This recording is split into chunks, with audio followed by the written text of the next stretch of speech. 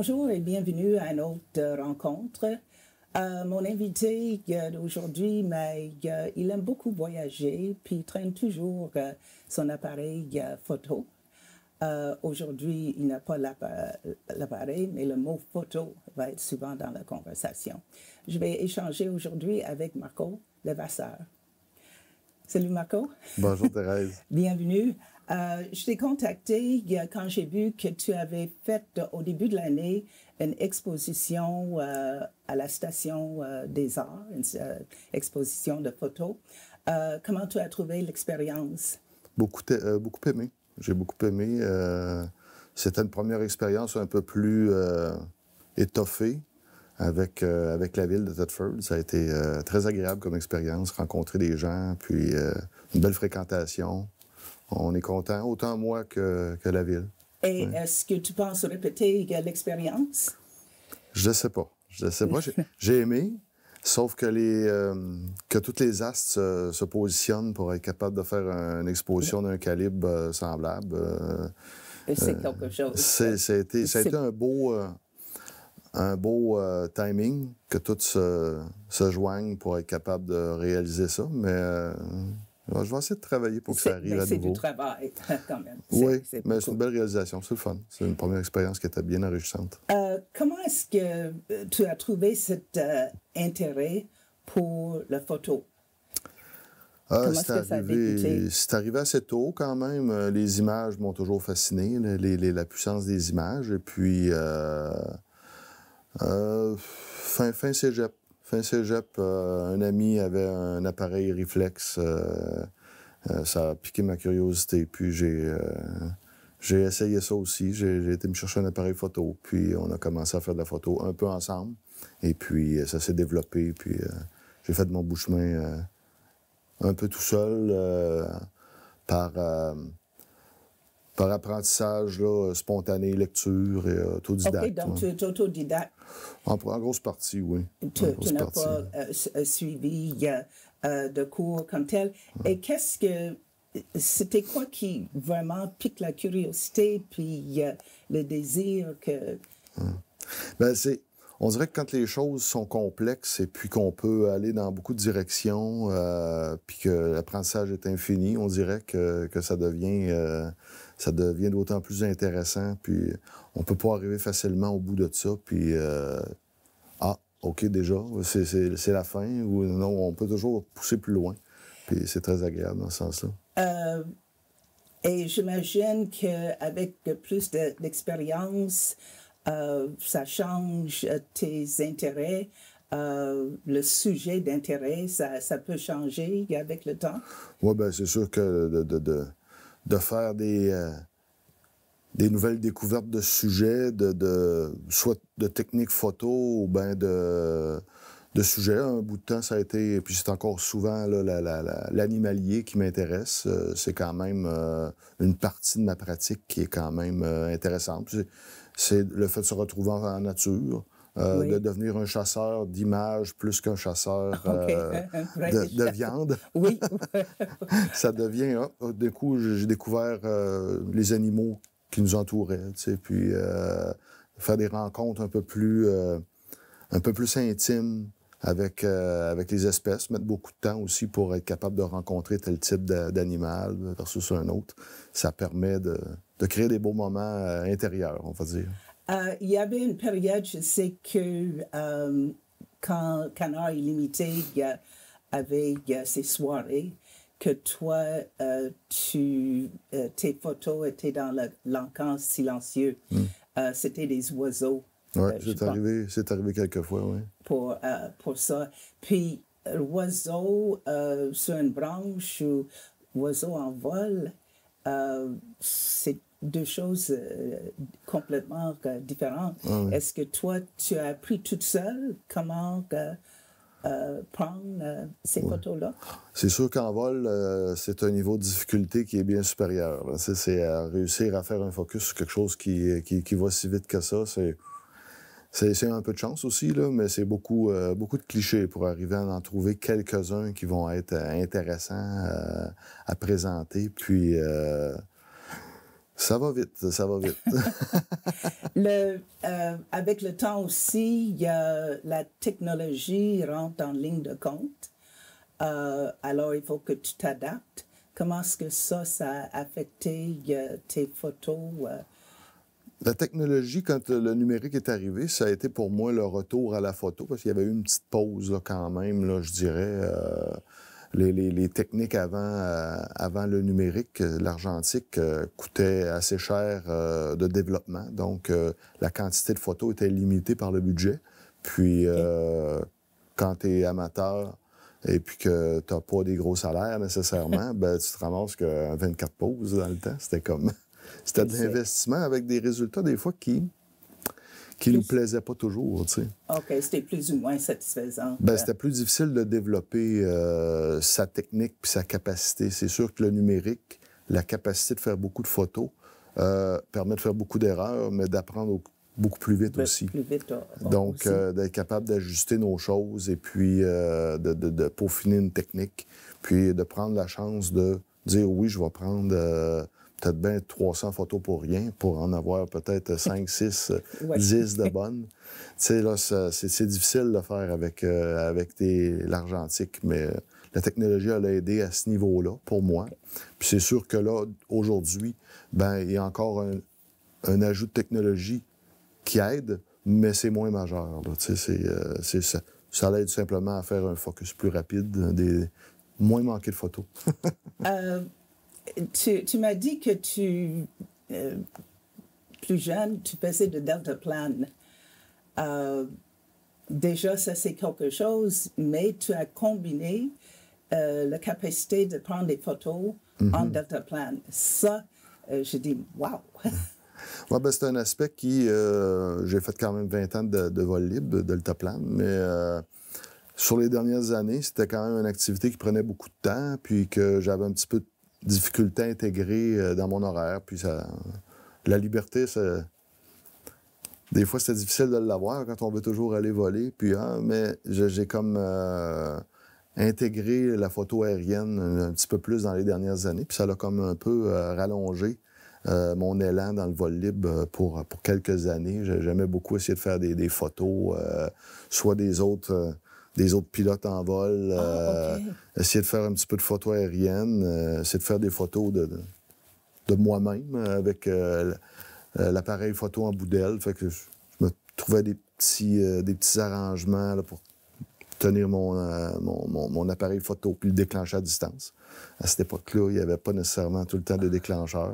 C'est de trouver une manière de déclencher l'appareil photo quand il est plus loin. Ah, mais ça voulait dire que c'est toi qui fallait que tu travailles. Bricoler un peu, oui. Bricoler un peu. Fait que c'était quelque chose que développer les outils où Internet commençait un peu aussi. Il y avait moyen de trouver un petit peu d'accessoires pour aider là, parce qu'il y en avait déjà beaucoup qui faisaient de la photo en vol libre. C'était pas de nouveauté du tout. Mais d'être capable de l'intégrer puis de bien le faire pour... Tu sais, si on perd trop de temps à s'installer avant de voler, des fois, les conditions sont même plus là. Ça change. Les conditions changent et puis on manque le vol. Fait que le but, c'est quand même de voler. Donc, il fallait intégrer ça rapidement puis se trouver des choses efficaces aussi. Ton travail professionnel était avec Hydro-Québec, que tu as travaillé longtemps ici dans la région, dans les alentours. Mais qu'est-ce qui t'a dit que tu voulais demander à transférer à Nunavik? Est-ce que c'est toi qui as demandé? Puis le pourquoi de ça? C'était volontaire, oui, effectivement. Il y a un département à proximité de Thetford, qui est à Québec, finalement, qui s'occupe du Nunavik et puis d'autres régions éloignées là, qui n'ont pas de réseau, qui sont pas capables de se brancher au réseau principal d'Hydro. Puis, je trouvais que c'était une belle opportunité. J'ai toujours aimé voyager. C'était une autre passion. Donc, d'être capable d'intégrer le voyage au travail dans une formule d'horaire différente aussi. Le fait de travailler grouper les journées de travail un peu plus, puis beaucoup d'heures dans la journée. Donc, condenser tout ça, ben c'était quelque chose qui me plaisait. Puis l'idée, et puis le voyage s'additionnait à ça. Puis j'avais tout le temps en arrière-plan, moi, le voyage pour moi c'est une photo, c'est des photos. C'est la photo aussi. Avant, une fois que tu as accepté, tu avais déjà derrière la tête, évidemment, tu es parti avec l'équipement de photo. Au premier voyage. Le temps, un moment pour être capable de prendre des... Oui, bien, il y a une vision de la photo. J'ai une vision de la photo que la photo, ça se pratique à tous les jours pour moi. C'est comme quelque chose qui peut être intégré un peu toujours, un peu n'importe quand. Et puis, tous les jours, on voit les belles choses. Et puis, d'être capable de les capter, ben pour moi, c'est un mode de vie presque. Puis, de l'amener avec moi dans le Nord, c'était très facile. C'était évident. Puis, moi, je traînais un sac de cabine. C'était tout mon matériel photo, dans le fond, que je gardais proche de moi. Je l'appelais mon précieux. Tout le monde savait un peu, dans le groupe de travail, savait que c'était mon précieux. Puis que... Touche pas, c'est à moi. Je vais m'occuper de le briser moi-même si j'ai à le briser un jour, je ne laisserai pas les autres être mal à l'aise avec ça. Donc, mais je le traînais tout le temps proche. Et puis, quand même il y avait des situations que je voyais qu'il pouvait y avoir soit des caribous dans le village, des choses comme ça, je l'amenais avec moi à la centrale pour pas avoir de délai. Le vol libre me préparait à ça d'une certaine façon, d'être toujours prêt à toute éventualité pour saisir le moment qui est rare à saisir. Okay. Et qu'est-ce que les photos que tu étais le plus fier ou que je veux dire que tu as dit, mais voyons donc, c'est pas possible que j'ai la chance de photographier ça. C'est sûr qu'il y a des situations qui vont sortir de l'ordinaire. En arrivant dans le Nord, j'avais la vision de hey, je vais peut-être voir un ours polaire. Ça s'est pas présenté. Non! Pour ma sécurité, c'était peut-être mieux. Peut-être c'est mieux. Mais j'aurais aimé ça quand même. C'était des instants qui étaient un peu rêvés, anticipés, qui n'ont pas eu lieu. Mais à un moment donné, il y a eu une chasse au beluga qui est comme quelque chose de... Au point de vue communauté du Nord, ça fait partie des traditions, ça fait partie de ce qui est pratiqué depuis longtemps. Et puis, il faut dire que les troupeaux de beluga dans le Nord sont beaucoup plus... on ne parle pas de Saint-Laurent.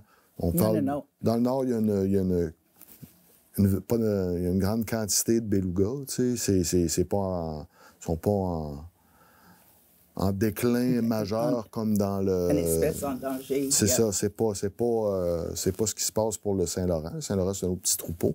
Mais c'est quelque chose qui est fait, pratiqué d'une manière Et toi, tu as correcte. pu aller avec les Inuits pour...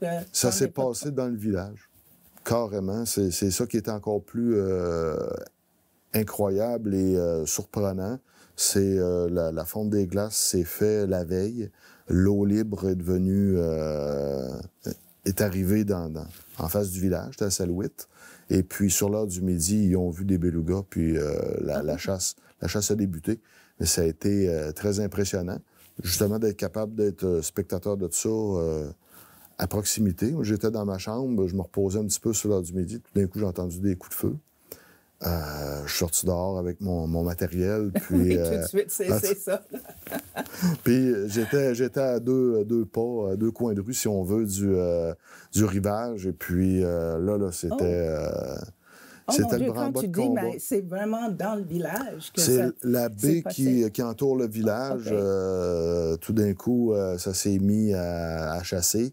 Et puis, l'effervescence que ça a créé chez les gens, c'était toute beauté. De voir l'événement, ils vivaient, ils l'embrassent. C'est la chasse et la pêche, c'est leur survie depuis toujours.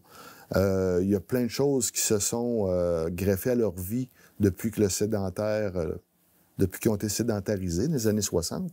Mais avant ça, c'était un nomadisme avec une chasse, pas de frigidaire, c'était un déplacement continuel pour suivre les troupeaux.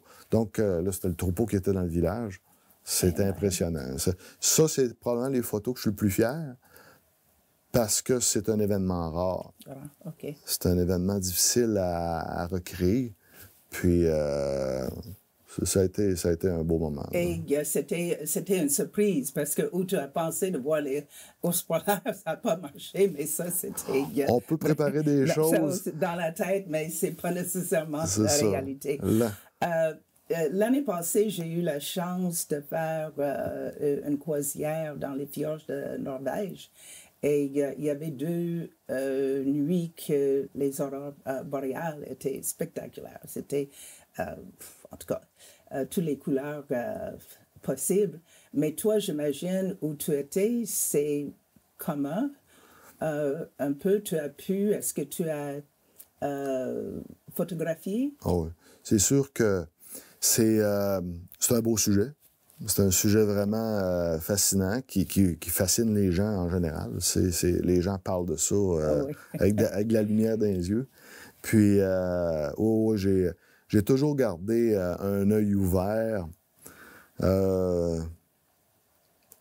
en essayant quand même. C'était des grosses journées de travail qu'on faisait là-bas. Oui. Donc, passer la nuit debout pour essayer de capter des aurores, j'ai jamais eu trop le loisir de le faire. Sauf que j'étais toujours alerte quand je voyais des journées qui étaient dégagées, puis qui finissaient avec un ciel dégagé. Là, j'avais des petites applications sur mon téléphone pour être capable de visualiser, parce que c'est quand même une activité solaire qui génère ça. Donc, il y a possibilité de le voir avec une anticipation de une quinzaine de minutes. Puis, on peut voir les journées qui sont plus actives, plus propices à ça. Donc, je gardais un œil ouvert. Puis, j'en profitais là, assez souvent pour aller faire des photos après 10 heures, là, après notre journée de travail. Notre longue journée de travail. Je gardais un petit peu d'ouverture pour aller faire un tour. Puis, ça a quand même été payant plusieurs fois. Puis, même dans les derniers voyages à Kuujjuaq, on était chanceux. Au lieu que ça dure simplement 15 minutes ou une demi-heure, là, on s'est promené dans le village pendant presque 2 heures à prendre des photos. Puis, telle place, ça serait intéressant avec tel fond, tel élément dans la photo supplémentaire, un vieux bateau, une vieille église. Bon, fait que là, puis j'étais rendu au bout de mes idées. Là. Il y avait eu une soirée là, qui avait été vraiment bien. Qu'est-ce que toute cette expérience, parce que tu as passé plusieurs années là-bas, qu'est-ce que cette expérience a eu sur toi? L'impact? La réalisation d'un rêve. Ça, c'est... Je suis pas tout le temps rêveur à temps plein. Il y a des fois que je suis un peu terre à terre, puis je rêve pas de temps. Mais ça, de voyager combiné au travail, c'est un rêve. Puis c'est sûr que rencontrer d'une manière aussi, on dira pas intime, là, rencontrer les gens du Nord d'une manière aussi soutenue pendant des années, j'ai vraiment aimé ça. J'ai vraiment apprécié ça. On retourne à l'exposition que tu as faite.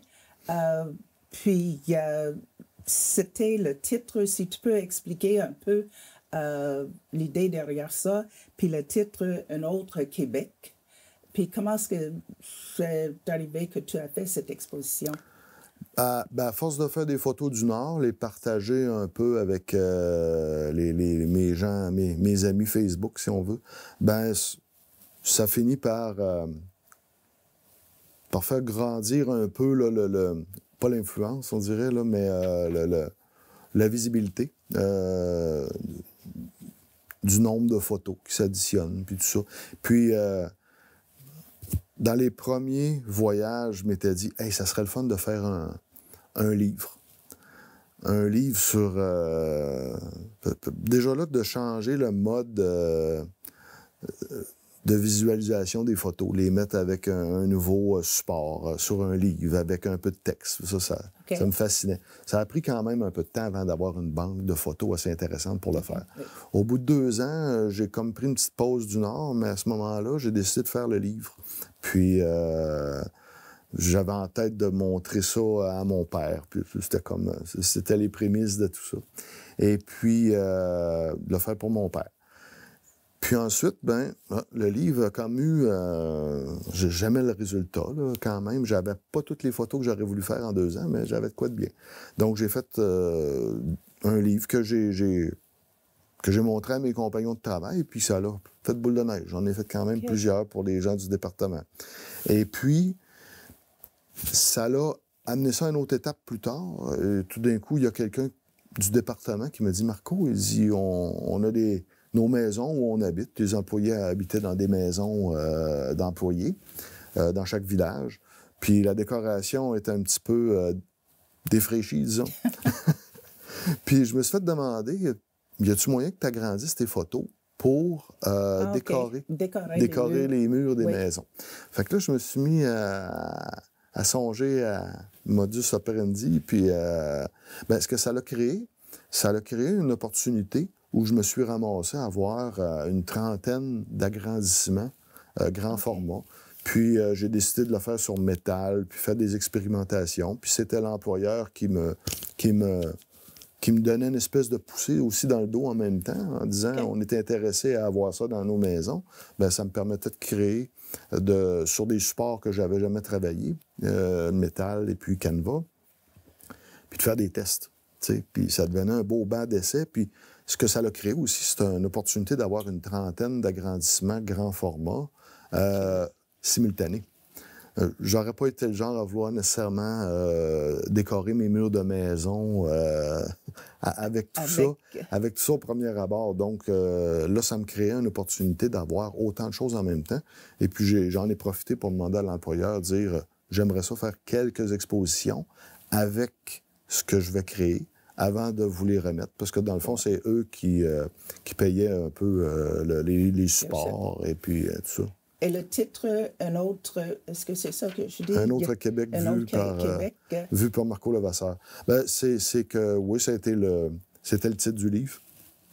Et puis, je cherchais si je devais me changer de titre ou tout ça, ou aller vers d'autres choses. Puis, il parlait. Il parlait quand même bien de tout ce que je faisais. Il y a l'anecdote, très brièvement, que le livre, tu voulais présenter, tu as dit à ton père, puis quand tu l'as présenté, il est en résidence ici à Thetford. Mon père était à La Tourelle à cette époque-là. Et puis, c'est les surprises que ça peut faire hein, quand on crée quelque chose puis qu'on le laisse aller. J'avais fait son livre, puis là, il me disait que la femme de ménage en voulait un. Je trouvais ça drôle. Et puis, un jour, il m'arrive avec ça, il dit, il y a une madame que j'y ai montré, puis elle a dit, c'est mon fils, ça.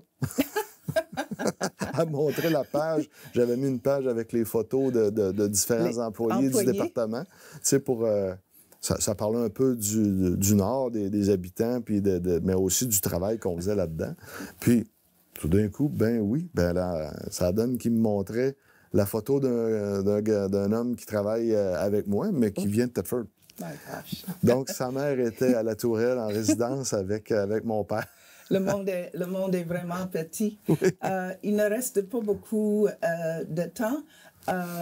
J'imagine que là, tu es nouveau retraité. Es-tu en train de mijoter d'autres projets où tu prends un peu de repos? Oui. Et, le repos est là, un petit peu. Mais le repos après l'exposition, on va dire. Mais les idées sont toujours là pour essayer d'amener ça vers d'autres choses.